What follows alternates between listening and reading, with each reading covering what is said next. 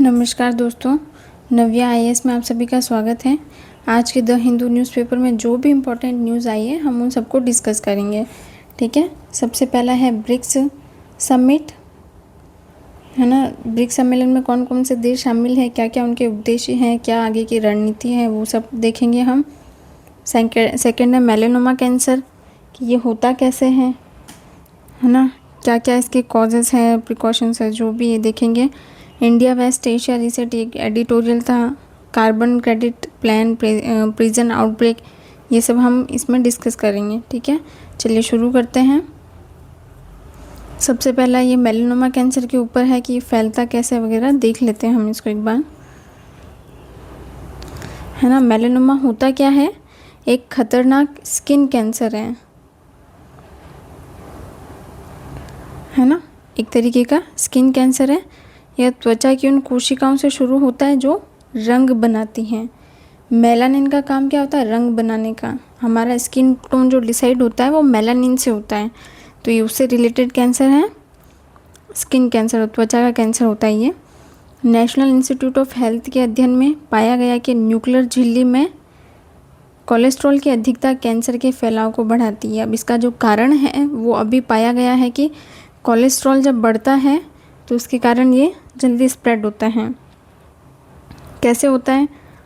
सामान्य कोशिका धीरे धीरे बदलकर कैंसर में चेंज हो जाती हैं, एकदम तेज़ी से बढ़ती हैं और जो हमारा इम्यून सिस्टम है उससे भी बच निकलती हैं, है ना। शरीर के अन्य हिस्सों में भी बहुत इजीली फैल जाती हैं, जिसको मेटास्टेसिस, ये है ना, मेटास्टेसिस कहते हैं। मतलब बहुत घातकता का मुख्य कारण ही यही है। अब नई खोज में भी यही पाया कि कोलेस्ट्रॉल के बढ़ने से होता है। ठीक है, अधिक कोलेस्ट्रॉल से न्यूक्लियस लचीला हो जाता है, जिससे कैंसर कोशिकाएं तंग स्थानों से गुजरकर आसानी से फैलती है। फैलती कैसे है ये बताया है। कोलेस्ट्रॉल जो है बढ़ने से उसका जो न्यूक्लियस है कोशिका का वो लचीला हो जाता है और कैंसर कोशिकाएं वो खाली स्थानों से गुजरकर आसानी से निकल जाती हैं। उच्च कोलेस्ट्रॉल न्यूक्लियर झिल्ली को कमज़ोर करता है। अगर कोलेस्ट्रॉल हमारा ज़्यादा है तो जो झिल्ली है उसको वीक बना देगा, है ना, जिससे डीएनए को नुकसान होता है। नए म्यूटेशन होते हैं, इससे कैंसर अधिक आक्रामक बनता जाता है। नए नए म्यूटेशन होते हैं, चेंज होता जाता है कैंसर, जिसका इलाज करना मुश्किल हो जाता है ना। ये इससे होता है, डीएनए को बहुत ज़्यादा नुकसान होता है हाई कोलेस्ट्रॉल होने से। मेन इसका जो कारण अभी मिला है वो कोलेस्ट्रॉल, हाई कोलेस्ट्रॉल ही है। एलबीआर प्रोटीन कोलेस्ट्रॉल उत्पादन बढ़ाता है। एलबीआर जो प्रोटीन की भूमिका क्या है? एक प्रोटीन होता है एलबीआर, क्या नाम है? लैमिन बी रेसी प्रोटर। इसका काम डीएनए को पकड़ कर रखना है और कोलेस्ट्रॉल बनाना है। अगर ये ज़्यादा बनता है तो कोशिका में कोलेस्ट्रॉल बढ़ता है, जिससे न्यूक्लियस ज़्यादा नरम और कमज़ोर हो जाता है और कैंसर जो है तेज़ी से फैलने लगता है ना। इसका अधिक स्तर कैंसर की प्रगति और मेटास्टेसिस से जुड़ा पाया गया। उपचार की दृष्टि से महत्वपूर्ण क्या है? कोलेस्ट्रॉल को कम करने पर कैंसर की आक्रामकता घटती है और एलबीआर टारगेटिंग थेरेपीज भविष्य में प्रभावी उपचार बन सकते हैं। जब वैज्ञानिकों ने कोलेस्ट्रॉल को कम किया तो पाया कि कम आक्रामक हुआ कैंसर, उनका फैलना कम हुआ और जो ड्रग्स है कंट्रोल करने के लिए दिए जाते हैं कैंसर को, वो जो है दवाइयाँ, वो मददगार साबित हुई। एलबीआर जो है एक नया ट्रीटमेंट टारगेट बन सकता है और कैंसर के फैलाव को रोका जा सकता है। अब इसका निष्कर्ष क्या है?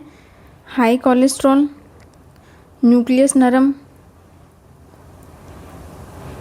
हो जाता है और कैंसर आसानी से फैलता है। ठीक है, कोलेस्ट्रॉल कम करना कैंसर को धीमा कर सकता है। इस न्यूज़ में इतना ही था। चलिए हम अगले डिस्कस कर लेते हैं अभी। On scientific collaborations in BRICS. BRICS में क्या क्या था, क्या क्या है, वो डिस्कस करेंगे हम अभी। क्या काम है ब्रिक्स का बेसिकली वो देखेंगे हम फिलहाल। क्यों बनाया गया इस संगठन को, क्या क्या उद्देश्य रहे हैं इसके। ब्रिक्स जो है वो एक समूह है जिसमें कौन कौन से देश शामिल हैं। ब्राज़ील, रूस, भारत, चीन और साउथ अफ्रीका। ठीक है, ये शामिल है। अब कुछ नए देश भी जुड़े हैं, यूएई, सऊदी अरब और ईरान भी ब्रिक्स के अंदर जुड़े हैं। इनका उद्देश्य क्या था, संतुलित व्यवस्था बनाना दुनिया में, पश्चिम देशों के प्रभाव का विकल्प तैयार करना और आपस में आर्थिक और तकनीकी सहयोग को बढ़ाना। ठीक है, यही इनके लक्ष्य थे जब ये संगठन बनाया गया था। विज्ञान और तकनीक में सहयोग क्यों ज़रूरी है, क्योंकि देशों के बीच जो है राजनीतिक तनाव बढ़ रहा है, तकनीकी पर नियंत्रण भी बढ़ रहा है और कई जगह पर प्रतिबंध लगे हैं। तो ऐसे में ज़रूरी ये है कि सारे देश मिलकर रिसर्च करें, नई तकनीक को विकसित करें और एक दूसरे पर जो निर्भरता है उसे कम करें। वैज्ञानिक सहयोग कैसे शुरू हुआ, 2011 से वैज्ञानिक सहयोग पर ध्यान दिया गया। 15 में एक समझौते और एक्शन प्लान से वैज्ञानिक सहयोग को संस्थागत रूप मिला। इनका काम क्या है, संयुक्त रिसर्च प्रोजेक्ट चलाना, युवा वैज्ञानिकों और महिलाओं को बढ़ावा देना और टेक्नोलॉजी ट्रांसफ़र करना। किन किन क्षेत्रों में काम करता है, पहले तो बेसिक साइंस में काम करता था और अब है ऊर्जा, स्वास्थ्य, जल, एआई, आईसीटी, स्पेस, इन क्षेत्रों पर भी अब इसने ध्यान देना चालू किया है। ठीक है, आईसीटी, एआई और टेक्नोलॉजी ट्रांसफ़र में अच्छी प्रगति देखने को मिली है। कम R&D निवेश और असमान क्षमता बड़ी चुनौती है। अभी भी जो है R&D रिसर्च एंड डेवलपमेंट में निवेश कम है और असमान क्षमता जो है वो बड़ी चुनौती है सभी देशों की।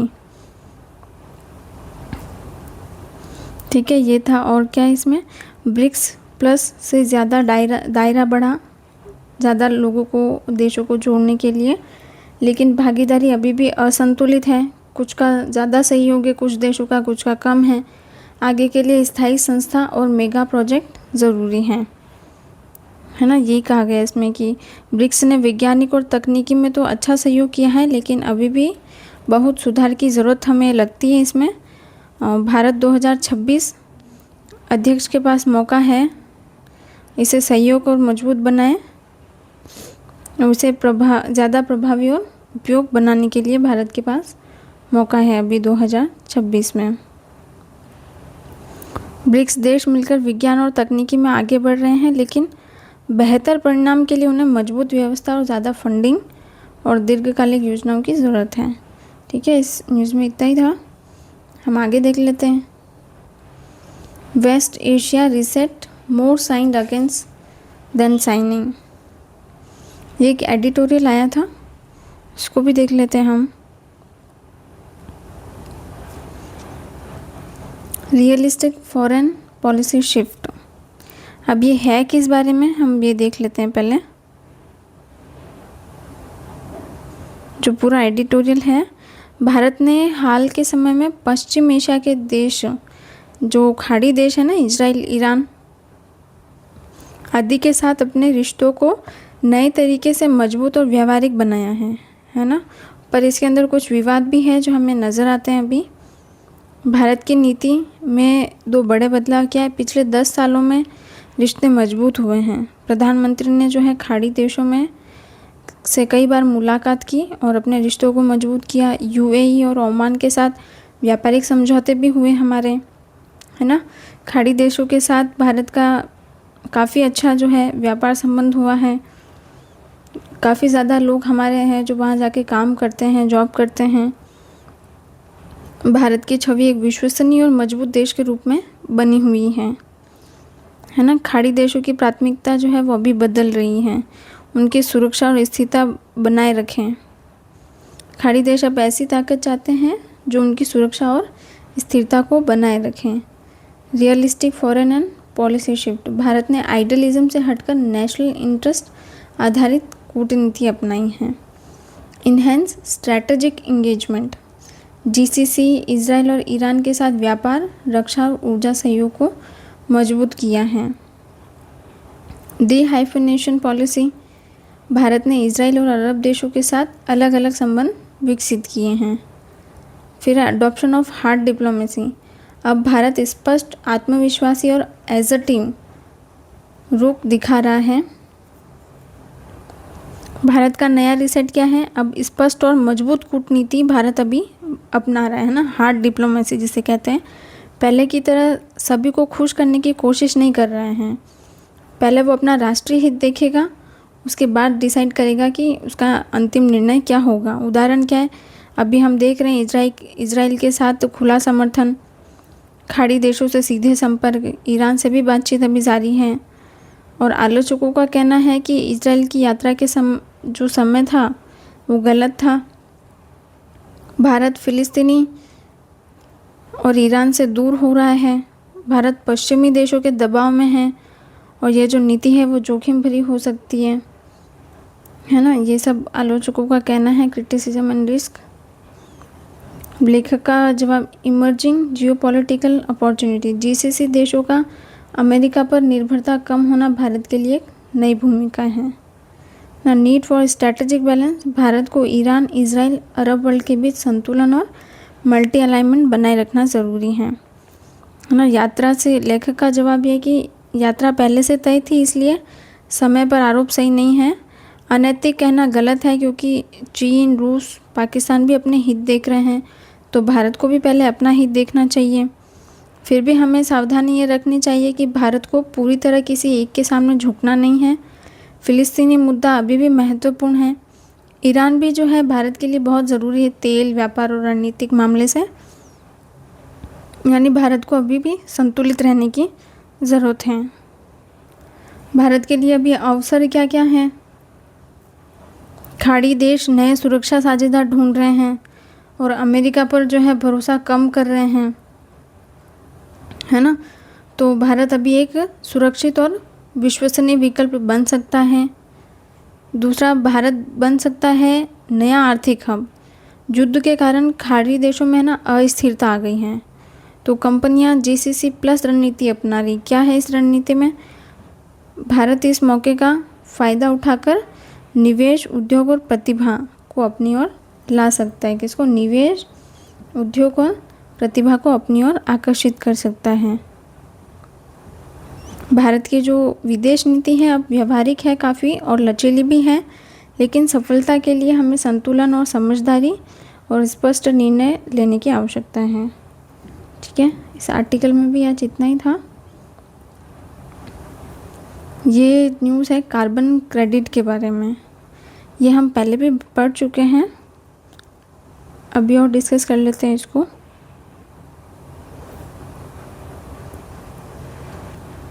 क्या है ये न्यूज़? भारत की नई कार्बन क्रेडिट योजना है ना। बजट 2026 में 20,000 करोड़ का जो है बजट एलोकेट किया गया कार्बन क्रेडिट योजना के लिए ना। इसमें जो है काफ़ी भ्रम की स्थिति पैदा हो गई है। ये पूरा आर्टिकल उसी बारे में कि क्या भ्रम की स्थिति है। असल योजना क्या है कि सरकार ने 20,000 करोड़ की योजना बनाई। इसका मुख्य उद्देश्य उद्योगों में कार्बन उत्सर्जन को कम करना है। जो भी हमारे इंडस्ट्रीज़ लेवल में जितना भी कार्बन इमिशन हो रहा है उसको कम करने के लिए ये इतना फंड एलोकेट किया गया है, एक प्रकार की योजना बनाई गई। ये योजना क्या है? CCUS, carbon capture, utilisation and storage. Carbon को पहले पकड़ना, फिर उसको स्टोरेज करना, भूमिगत करना और उससे कुछ नया प्रोडक्ट बनाना जो काम आए। फैक्ट्रियों से निकलने वाली CO2 गैस को पकड़ना, इस्तेमाल करना या ज़मीन के नीचे स्टोर करना। किन सेक्टरों पर काम करता है ये? बिजली, स्टील, सीमेंट, रिफाइनरी और केमिकल उद्योग। ठीक है, इन सब इंडस्ट्रीज़ में ये काम करता है। लेकिन इसमें जो है कृषि को अभी भी शामिल नहीं किया गया है, क्योंकि कृषि में जो गैस का उत्सर्जन है वो अलग अलग जगहों से होता है और उसे पकड़ना जो पॉसिबल नहीं है। तो CCUS जो है वो कृषि पर लागू नहीं है। फिर किसानों वाली बात क्यों हो रही है? मीडिया, सोशल मीडिया में कहा जा रहा है कि कार्बन क्रेडिट से पैसा कमा सकेंगे, लेकिन यह भ्रम है क्योंकि यह योजना उद्योगों के लिए है, किसानों के लिए नहीं है। किसानों के लिए अलग कॉन्सेप्ट है, कार्बन डाइऑक्साइड रिमूवल, CDR। ठीक है, क्या है इसमें? मिट्टी में कार्बन बढ़ाना, पेड़ लगाना और बायोचार, ये इन सब CDR में शामिल है। किसानों के लिए ये है, न कि ये CCUS, ये उद्योगों के लिए है। भ्रम फैलाया जा रहा है एक प्रकार का। भ्रम क्यों हुआ कि बजट में कार्बन क्रेडिट प्रोग्राम शब्द इस्तेमाल हुआ। इससे लोगों ने समझ लिया कि किसानों को भी सीधे फ़ायदा मिलेगा, लेकिन ये जो फंड है वो इंडस्ट्रियल है, किसानों के लिए नहीं है। आगे क्या संभावना है कि भारत में खेती के ज़रिए कार्बन स्टोर करने की बड़ी क्षमता है। अगर सरकार ने अलग से नीति बनाए तो किसानों को एक्स्ट्रा इनकम भी मिल सकती है और पर्यावरण को फ़ायदा भी हो सकता है। ठीक है, यही था इस पूरी न्यूज़ में। प्रिजन आउटब्रेक, ये भी देख लेते हैं कि जेलों में जो स्थिति है कैदियों की, उस बारे में है ये, है ना। भारत की जेलों में बहुत ज़्यादा भीड़ है। ठीक है, ज़रूरत से ज़्यादा कैदियों को एक साथ एक ही सेल में डाल दिया जाता है, जिससे उनकी सेहत पर भी असर पड़ रहा है। साफ़ सफाई भी नहीं है, जगह और इलाज की व्यवस्था जो है वो अक्सर ख़राब होती है। कई बार बीमारियों का इलाज तब होता है जब हालत बहुत ज़्यादा बिगड़ जाती है। कानून के अनुसार क्या है कि कैदी होने के बावजूद हर व्यक्ति को स्वास्थ्य का अधिकार तो है, लेकिन ज़मीनी हकीकत जो है वो कुछ और ही दिखाती है ना। उदाहरण के तौर पर क्या हुआ, ये जो HSV वायरस है, हर्पीज़ वायरस से संक्रमित हुए कुछ 92 कैदी और लगभग 7 की तो इसमें मौत हो गई। भीड़ भाड़ और कमज़ोर स्वास्थ्य वाले लोगों में यह दिमाग की खतरनाक बीमारी का कारण बन सकता है ना। अगर साफ़ सफाई ना मिले, रहने के लिए जगह कम मिले तो ठीक है, ये बीमारी होने का खतरा है। इससे जेल में कैदियों की संख्या क्षमता से 171, बाप रे, 171% ज़्यादा थी, जिससे साफ़ सफाई और अलग रहने जैसी सुविधाएं देना मुश्किल हो गया। देश के कई राज्यों में जेलों की स्थिति ऐसी ही है। बीमारियां फैल रही है, भीड़ में ख़राब माहौल के कारण कई तरह की बीमारियां हमें देखने को मिल रही हैं। केरल की जेलों में 30% कैदियों की त्वचा संबंधी बीमारी है ना। भारत में कैदियों को TB जो है वो बहुत खतरा है, 5 गुना बढ़ गया है कैदियों को। कोविड-19 का प्रकोप भी हमने बहुत अच्छे से देखा है ना। कैदियों में HIV की दर भी सामान्य से अभी ज़्यादा हो गई है। तो हमें सॉल्यूशन क्या है इसका, कि कैदी को पूरी मेडिकल जांच होनी चाहिए। अगर वो बीमार है तो हर कैदी की होनी चाहिए। वैसे तो जेलों में डॉक्टरों और स्वास्थ्य कर्मचारी को बढ़ाया जाना चाहिए, स्वास्थ्य मिशन से जोड़ा जाना चाहिए जेलों को भी। कैदियों की भीड़ कम करने के लिए अंडर ट्रायल मामलों को जल्दी निपटाया जाना चाहिए। कुल मिलाकर ये कि जेलों की भीड़ और स्वास्थ्य खराब व्यवस्था को सुधारना बहुत ज़रूरी हो गया है अभी। ठीक है, चलिए नेक्स्ट देख लेते हैं। SC allows 12 week paid leaves to all new adoptive mothers. ये उनके लिए जिन्होंने बच्चा गोद लिया है, उनको भी अभी सुप्रीम कोर्ट ने फैसला दिए हैं कि मातृत्व अवकाश महिलाओं का मूल मानव अधिकार है ना। अब जो महिलाएं बच्चा गोद लेती हैं उन्हें भी 12 वीक की छुट्टी दी जाएगी, पेड वेतन होगा, पेड लीव्स होगी। चाहे बच्चा 3 महीने ही बड़ा क्यों ना हो, लेकिन उन्हें छुट्टी मिलेगी ज़रूर। पहले क्या नियम था